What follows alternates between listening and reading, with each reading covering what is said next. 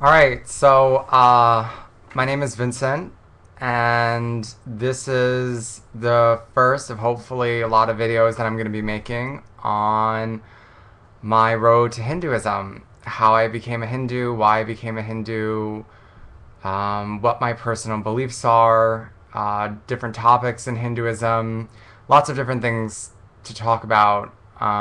So I'll just get into it. So, how did I become a Hindu?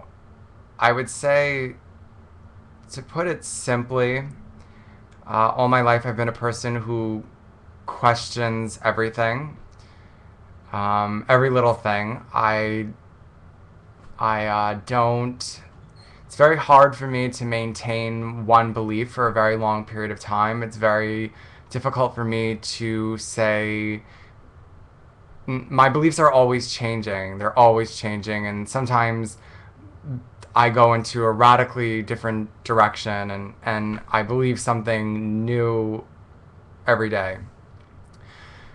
And this was something that oftentimes brought a lot of misunderstanding and conflict in my life. A lot of people, or there was a lot of situations where people just they didn't get it, or they thought I was flaky, or they thought I was weird, or that, you know, there was this idea you have to kind of choose your way and that's it. You have to choose your thought and that's it. And it just didn't work for me. It didn't work for me, and honestly, I really felt like, I don't know, like I had nowhere to go. And I would talk about different topics, and I would talk about different philosophies and different ideas, and I would question ideas, even, rational ideas. I'm not anti-rationalist. I'm not anti-human rationalism, but I don't think that, or I don't necessarily believe that human rationalism is the ultimate thing, or that it's as powerful as we think it is. Um, I like science. I love science. I go to school for science. I'm very dedicated to science. I tutor math and science. It's something that I hold very dearly, but I don't. It doesn't fulfill me and completely, and it doesn't fulfill me completely, and I don't necessarily think it's the only way to interpret the universe. I'm not saying it's not the only way to interpret the universe, but maybe it's not. See, like, I question everything. Maybe it isn't.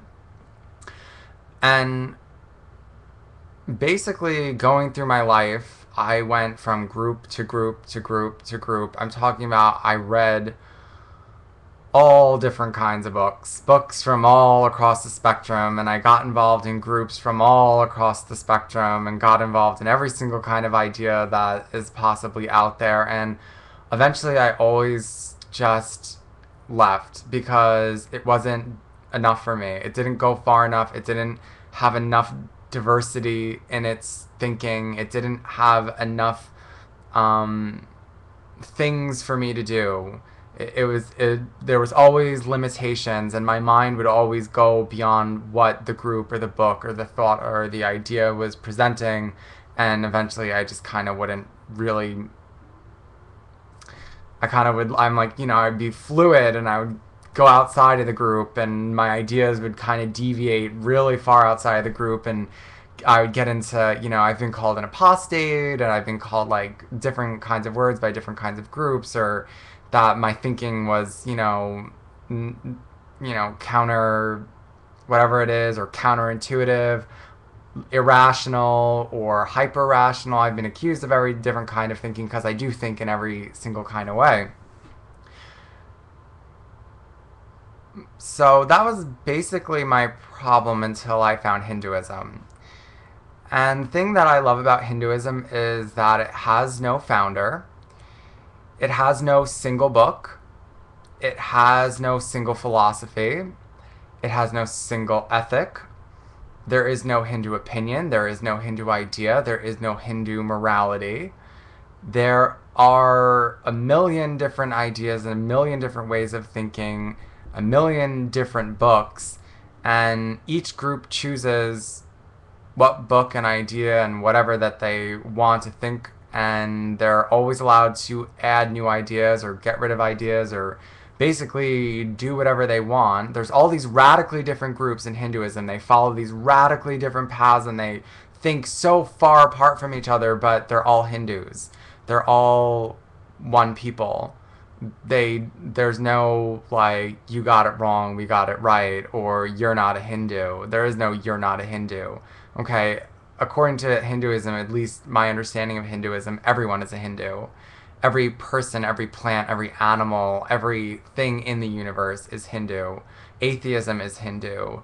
Um, Agnosticism is Hindu. There were atheist scholars of Hinduism. There was atheist guru Hindus, and that's like, there's lots of interesting topics about Hinduism that I want to look up and make videos about, and just get out there, because there's just, that's what I love about Hinduism. It's endless. There's, you know, you can take Hinduism as a religion, and you can go into mythology, and you can take it as reality, and or you can take it as a philosophy and look at all these stories as allegory, and however you want to take it. And then there's the rituals. You can take it as you're actually appeasing the gods, or talking to the gods, or getting power from the gods. Or you can view it as any way you want. I mean, you can take from those rituals what you want. Maybe there's a hidden message in the ritual that's not, maybe to you it's not spiritual, maybe it's material, maybe it's something that helps you get through the material world, and there's that it's not wrong to take it any way you want. You can take these mythologies, these philosophies, these rituals, and basically make them your own. Okay, you can make Hinduism your own. And that's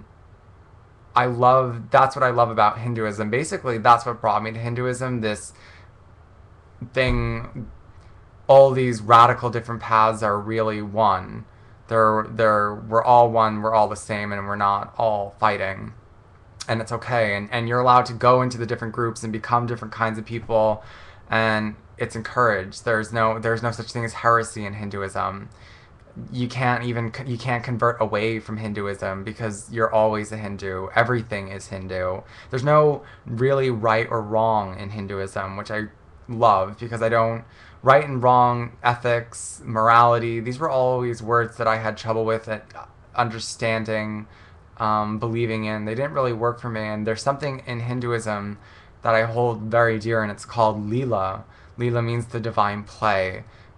Everything is a play. There's no, it's not dualistic. There's not a power of good and a power of evil. Things aren't right and things aren't wrong.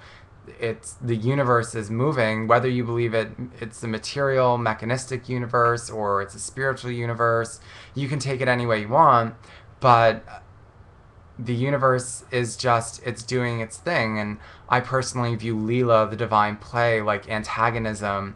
When people who are supposedly antagonizing me, I just take it and I view it as a way to strengthen myself and make myself, or go use it to change and mutate and evolve physically, mentally, emotionally, spiritually into another being. And that's just what I needed in my life. I needed that fluidity. I needed that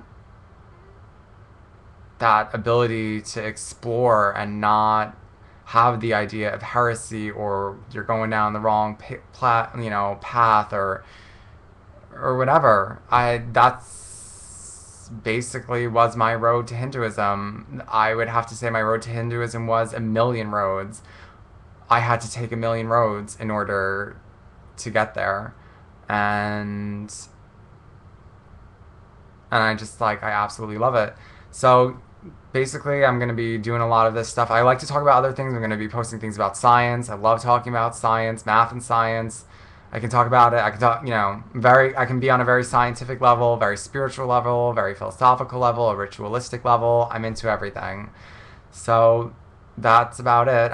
Well, it's a 10-minute video, but that's all I'm going to say for now. And hopefully, or yeah, hopefully there's going to be a lot more to come. And always looking to network and meet more Hindus or people who are interested in Hinduism. Everyone's a Hindu, so I'm interested in meeting and knowing everybody. And that's it. I'll talk to you guys soon. Thanks. Bye.